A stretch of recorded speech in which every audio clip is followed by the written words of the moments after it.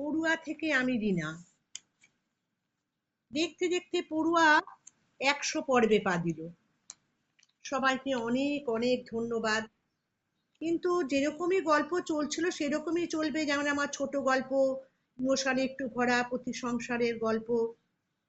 কিন্তু এবারের গল্প শুনতে হলে কিন্তু সব যুক্তি বুদ্ধি সমস্ত পাশে সরিয়ে তবে গল্প শুনতে হবে। না, এখন আর কোনো ভূতের গল্প বলছি না আমি, কিন্তু এমন একটি গল্প যা আমি তো শুনিনি। শেষের দিক পর্যন্ত কিন্তু এগোতে হবে সবাইকে পড়াটা শুনতে হলে। আমি তো শুনিনি, আমার মনে হয় কেউ যদি শোনো তাহলে আমাকে জানিও। আর এই নিয়ে আমি কোনো কথা আর এগোবো না, গল্পেই চলে যাব। এত সুন্দর একটি গল্প আমি 100 পর্বের জন্য রেখেছি। সবাইকে আরেকবার ধন্যবাদ। গল্পের নাম বকুলপুরের শ্মশানে। একটি ছোট গল্প। লেখক নির্মাল্য বন্দ্যোপাধ্যায়। বিকেল পেরিয়ে গেছে, অথচ সন্ধে হয়নি। আমি সবে 4 নম্বর রোগী দেখা শেষ করেছি, ঠিক তখনই মোবাইল বেজে উঠল। ছোট কাকা। হ্যাঁ ছোট কাকা, বলো। শোন, মান্তুর অবস্থা ভালো নয়, বোধহয় রাত কাটবে না। তুই যত তাড়াতাড়ি পারিস চলে আয়। বক্তব্য শেষ। হয়তো আর কিছু বলারও নেই। মান্তু ছোট কাকার একমাত্র ছেলে, আমার চেয়ে ঢের ছোট, সবে কলেজে উঠেছে। মাস 3 আগে ঘটনার সূত্রপাত। সকালবেলা ছোট কাকার ফোন, প্রায় কাঁদতে কাঁদতে। ভালো করে কথাও বলতে পারছিল না। অনেক কষ্টে বুঝতে পেরেছিলাম হঠাৎ মান্তুর শরীরের ডান দিকের কিছুটা প্যারালাইজড হয়ে গেছে, কথাও বলতে পারছে না। তখনই রওনা দিয়েছিলাম ছোট কাকার বাড়ির দিকে। ছোট কাকা থাকে বর্ধমানের পাল্লা রোড স্টেশন থেকে 4-5 কিলোমিটার দূরে একটা গ্রামে। ওটাই আমাদের আদি বাড়ি। চাষবাস ছিল আমাদের পরিবারের জীবিকা। বাবা ছিলেন খুব মেধাবী, ম্যাট্রিকে খুব ভালো রেজাল্ট করে শহরে পড়তে চলে এসেছিলেন। স্কলারশিপের টাকায় এবং টিউশন করে জীবনে প্রতিষ্ঠিত হন। গ্রামে জমি জমা বাড়ি কোনো কিছুরই ভাগ নেননি। আমার বড় কাকা খুব কম বয়সে মারা যান। গ্রামের সব কিছু ছোট কাকার দায়িত্বেই আছে। আমাদের গ্রামের নাম বকুলপুর। কলকাতা থেকে প্রায় 95 কিলোমিটার, ঘন্টা 2-2.5 দূরত্ব। মান্তুকে আমার গাড়িতে তুলে সোজা পৌঁছেছিলাম বাঙ্গুর ইনস্টিটিউট অফ নিউরোলজিতে, ওখানকার ডাক্তার সুবোধ সামন্তর কাছে। উনি আমাদের পড়িয়েছেন, ব্রেন সার্জন হিসাবে বিশ্ববিখ্যাত। স্যার আমাকে দেখে দিব্যি চিনতে পারলেন, ধৈর্য ধরে সব শুনলেন, মান্তুকে পরীক্ষা করলেন। তারপর আমাকে আড়ালে ডেকে বললেন, শোন, কেসটা ব্রেন টিউমার এবং ম্যালিগনেন্ট, বাঁচবে না। কেন কাটাছেঁড়া করবি? বাড়ি নিয়ে যা, আর মাস 3 বাঁচবে। সার্জারি করলেই বা কি, আর না করলেই বা কি হবে? আমার শরীরের মধ্যে দিয়ে একটা ঠান্ডা স্রোত বয়ে গেল।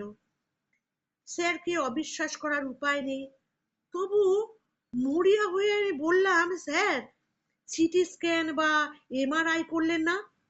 এখনই এত শিওর হচ্ছেন কি করে? স্যার হাসলেন, বললেন, তোকে কি করে বোঝাবো বল দেখি? ওরে, আমি যতদিন ধরে ডাক্তারি করছি, তোর বয়স তত বছর নয়। একটা বাচ্চা ছেলে, তার সম্পর্কে এমন করে বলতে আমারই কি ভালো লাগছে রে? আমি স্যারের হাত চেপে ধরলাম, বললাম, স্যার, আপনার পায়ে পড়ি, একটা চেষ্টা করুন অন্তত। স্যার দীর্ঘশ্বাস ফেলে বললেন, তুই বলছিস যখন ঠিক আছে, কিন্তু আশা খুবই কম। মান্তু ভর্তি হয়ে গেল। আমি রোজ যেতাম। একদিন চুপি চুপি জিজ্ঞাসা করলাম, বিরিয়ানি খাবি?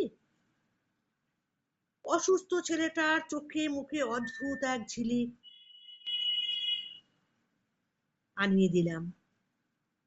নিজে খেতে পারে না, আমি খাইয়ে দিলাম। খুব তৃপ্তি করে খেলো ছেলেটা। দিন 5 পরে অপারেশন। স্যার জিজ্ঞাসা করেছিলেন আমি ওটিতে থাকবো কিনা। আমি না বলে দিলাম। ব্রেন সার্জারির আমি কি বা বুঝবো? আমি তো বছর 5 আগে এমবিবিএস পাশ করা একজন জিপি, মানে জেনারেল প্র্যাকটিশনার। সকাল বিকাল মিলিয়ে এই 60-70টা রুগী দেখি। সিজন চেঞ্জের সময় সংখ্যাটা 100 ছাড়িয়ে যায়। রোগী বলতে সেই জ্বর, পেট খারাপ, নয়তো দাঁত চুলকুনি, বড়জোর প্রেশার অথবা সুগার। রোজগার অবশ্য ভালোই হয়, গাড়ি কিনে ফেলেছি। আরো কিছু টাকা জমিয়ে এমডি করার ইচ্ছে আছে। স্যার বললেন, তবে জিজ্ঞাসা করিসনি কেমন সার্জারি হলো। যদি ঘন্টা 8 সার্জারি করতে পারি, তাহলে বুঝবি কিছু করতে পারলাম। কোথায় কি, ঘন্টা 4 পরে স্যার ওটি থেকে বেরিয়ে নিজেই আমাকে ডেকে পাঠিয়েছিলেন।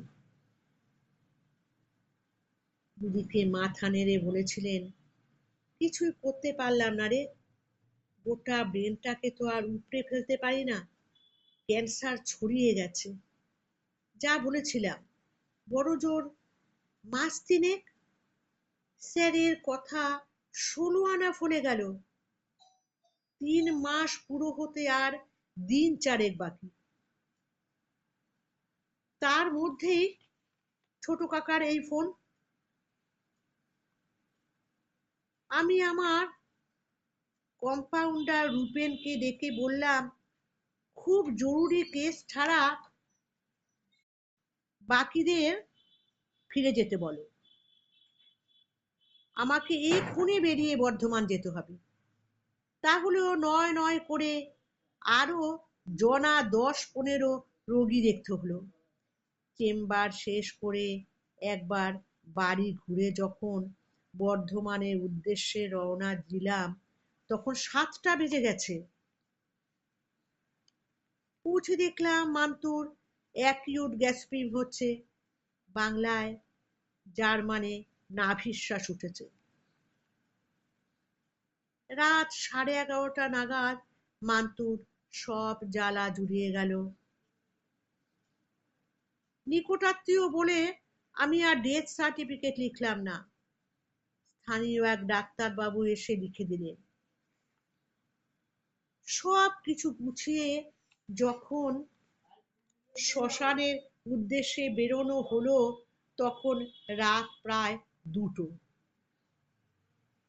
শ্মশানটা অবশ্য কাছেই, ছোট কাকার বাড়ি থেকে মিনিট 10 হাঁটা পথ। গ্রামের শ্মশান, চারপাশে ঘন অন্ধকারে ডুবে আছে। কোটা দুয়ে পেট্রোম্যাক্স আনা হয়েছে, তবে তাতে ওই মিষ্কাল ও অন্ধকার দূর হয়নি। পৌঁছনোর একটু পরেই সামনে এলেন রক্তাম্বর এবং জটা জুটোধারী এক সন্ন্যাসী, কালী বাবা। তিনি নাকি বিরাট সাধু, লোকে বলে সিদ্ধ পুরুষ। এই শ্মশানে বহু বছর ধরে আছেন। শ্মশান বন্ধুদের একজন তাড়াতাড়ি দুটো দিশি মদের বোতল আর কিছু চাল ডাল আলু এনে তার হাতে তুলে দিল। শ্মশান ভৈরবের প্রণামী। কাঠ সাজিয়ে সব কিছু ঠিকঠাক করে যখন পিণ্ডদান আর মুখাগ্নির সময় এলো, তখন ছোট কাকা আমাকে বলল, আমাকে যন্ত্রণা থেকে রেহাই দে, যা কিছু করার তুই কর। যদিও এই সব ধর্মীয় আচরণে আমার বিশ্বাস নেই, তবুও যারা বিশ্বাস করে তাদের বিশ্বাসে আঘাত করা আমার নীতিবিরুদ্ধ। তাই নিঃশব্দে সব কিছু করলাম। কালী বাবা মন্ত্র পাঠ করলেন, চিতা জ্বলে উঠল। চিতা থেকে কিছুটা দূরে বসেছিলাম, মনের ভিতরটা যেন হু হু করছে। কাছে বিধ্বস্ত ছোট কাকা বসে আছে। যারা চিতার তদারকি করছিল তাদের মধ্যে কেমন যেন একটা গুঞ্জন। ওরা অন্য দু একজনকে ডাকলো, তার আগে বাঁশ দিয়ে খোঁচাখুচি করলো। চিতা ঘিরে জটলা শুরু হলো। আমিও এগিয়ে গেলাম। ভারী অবাক হলাম, মিনিট 15 ধরে চিতা জ্বলছে, কিন্তু দেহ এখনো একেবারে অবিকৃত। অবাক হয়ে ভাবছি কি করণীয়। শ্মশান যাত্রীদের দু একজন বলল পুরনো টায়ার জোগাড় করে আনার কথা, তাতে নাকি দেহ পোড়াতে সুবিধে হয়। এমন সময়ে একজন শ্মশান যাত্রী আমাকে বলল, কালী বাবা আপনাকে ডাকছেন। এই ঝামেলার মাঝে অকারণ ডাক। বিরক্তিতে মন ভরে গেল। ধারণা করলাম নির্ঘাত লোকটা টাকা পয়সা চাইবে। তবু এগিয়ে গেলাম। একটা ছোট্ট বাঁধানো জায়গা, সেখানে তারা মায়ের মূর্তি, মাথার উপরে ছাদ, তার কাছেই কালী বাবার ঝুপড়ি। 3 দিকে ঘেরা, মাথায় ছাউনি, কিন্তু কোনো দরজা নেই। ঘরে একটা লণ্ঠন জ্বলছে। ঘরের কোণে একটা আসন, তার সামনে একটা কঙ্কালের মাথা, একটা ত্রিশূল মাটিতে গাঁথা। হাসি পেল। ডাক্তারি পড়তে গিয়ে বহু মৃতদেহ আর কঙ্কাল নিয়ে ঘাটাঘাটি করতে হয়েছে, সুতরাং ওই একটা মাথা আমার মধ্যে কোনো ভাবান্তর তৈরি করলো না। কালী বাবা আসনে বসেছিলেন, সামনে বোতল আর গ্লাস রাখা। দিব্যি কারণ সেবা চলছে। আমার মনের মধ্যে নীরব অশ্রদ্ধা ফুটে উঠল। এরা সমাজের পরজীবী। মানুষের অন্ধবিশ্বাসকে হাতিয়ার করে এরা জীবন ধারণ করে। বিরক্ত লাগছিল। বললাম, আমাকে ডাকছিলেন? কালী বাবা একটা কাঠের টুল দেখিয়ে বললেন, বসো। ডাক্তার মানুষ, মাটিতে বসলে আবার জাত যাবে।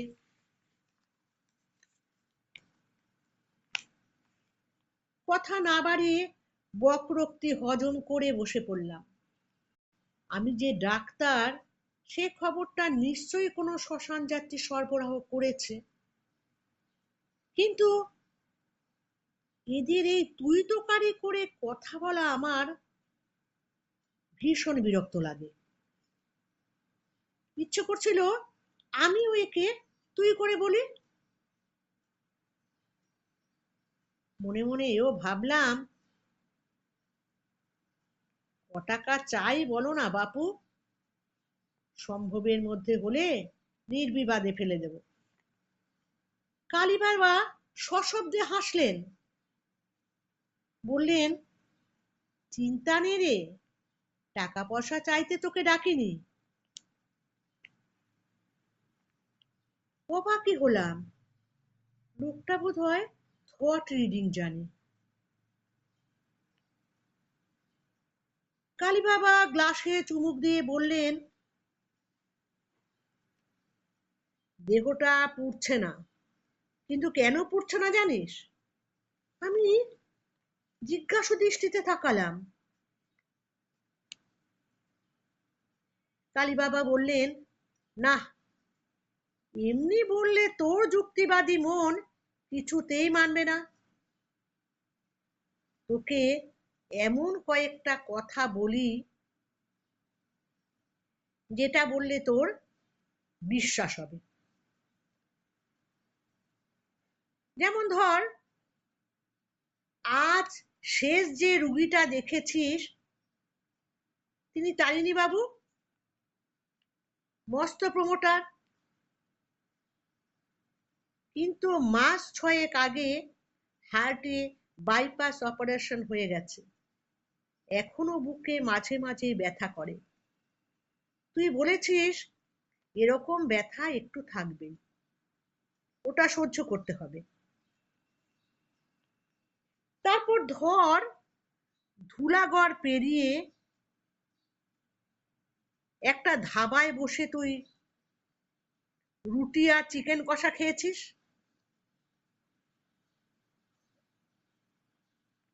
মনে মনে ভাবছিলি, কে জানে কখন কি জুটবে, তার চেয়ে পেটটা ভর্তি করে নেওয়াই ভালো। কাঁচা পেঁয়াজ আর লঙ্কা দিতে দেরি করেছিল বলে একটু রাগও দেখি। কি বিশ্বাস হলো? কালী বাবা ফালতু বুজরুক নয়। বেশ অবাক হলাম, এসবের পক্ষে কি করে জানা সম্ভব? আমার পেছনে গোয়েন্দা লাগিয়েছে নাকি? কালী বাবা বলে চলেন, না, এগুলো কেউ তোকে ফলো করেও জানতে পারে, অথবা তোর সাগরেদ রূপেনের সঙ্গে আমার আঁতাত থাকতে পারে। আচ্ছা, বরং এটা বলি, আসার সময় তুই একটা নীল রঙের ব্যাগে 2-4টে জামা কাপড় নিয়ে এসেছিস। চান করে পড়তে হবে এই ভেবে। ব্যাগটা তোর গাড়ির ডিকিতে রাখা আছে। তারপর গতকাল রাতে তুই হ্যারিসনের বই থেকে মন দিয়ে ডায়াবেটিসের চিকিৎসা সম্পর্কে পড়ছিলি। বইটা অবশ্য তোর কেনা নয়, একজন মেডিকেল রিপ্রেজেন্টেটিভের কাছে আদায় করেছিস। ওদের অ্যান্টিবায়োটিক তুই নিয়মিত প্রেসক্রিপশন করিস। কি এবার একটু একটু বিশ্বাস হয়েছে? আমার কেমন যেন ভয় ভয় করে। আমার বিজ্ঞানের পড়াশোনা, ডাক্তারি বিদ্যে, যুক্তিবাদী মন সব যেন তাল গোল পাকিয়ে যাচ্ছে। একটু বিস্ময় নিয়ে কালী বাবার দিকে তাকাই। কালী বাবা আবার বলেন, শোন, 2-1জনকে সঙ্গে করে একবার তোর কাকার বাড়িতে যা। চান না করে তো তুই বাড়িতে ঢুকতে পারবি না। যাকে হোক বলবি মান্তুর ঘরে আলমারির একদম উপরের তাকে জামা কাপড়ের পেছনে একটা অ্যালুমিনিয়ামের বাক্স লুকোনো আছে, সেটা এনে দিতে। আমার কাছে নিয়ে আয়। ওর ভেতরে মান্তুকে লেখা একটা মেয়ের অনেকগুলো চিঠি আছে। মান্তু চায় না ওগুলো কারো হাতে পড়ুক, কেউ যেন ওই বাক্স না খোলে। তুইও খুলবি না, যা। এই বলে কালী বাবা দু একজন শ্মশান যাত্রীকে ডাকেন। তারা এগিয়ে আসতে বলেন, একে একবার কাকার বাড়ি নিয়ে যা, ও একটা জিনিস আনতে যাবে, সেটা আনলে তবেই দেহ পুড়বে, টায়ার জোগাড় করে কোনো লাভ হবে না। ফস করে মুখ দিয়ে বেরিয়ে এলো, এরকম আবার হয় নাকি? নিজের চোখেই তো দেখছিস হচ্ছে, বললেন কালী বাবা। একটা বাচ্চা ছেলেকে অকালে এই সুন্দর পৃথিবীটা ছেড়ে বিদায় নিতে হচ্ছে, তার কষ্ট হবে না? তার তো আর কোনো চাহিদা নেই, শুধু তার একান্ত গোপন কয়েকটা চিঠি ফেলে রেখে সে যেতে চাইছে না। সে চাইছে না মেয়েটার নাম কোনো দিন কারোর সামনে আসুক। যে ছেলেটা কিছুই পেল না, কয়েকটা ভালোবাসার চিঠি ছাড়া, সে এত সহজে শেষ হয়ে যাবে কি করে? আর দেরি করিসনি, যা বলছি শোন।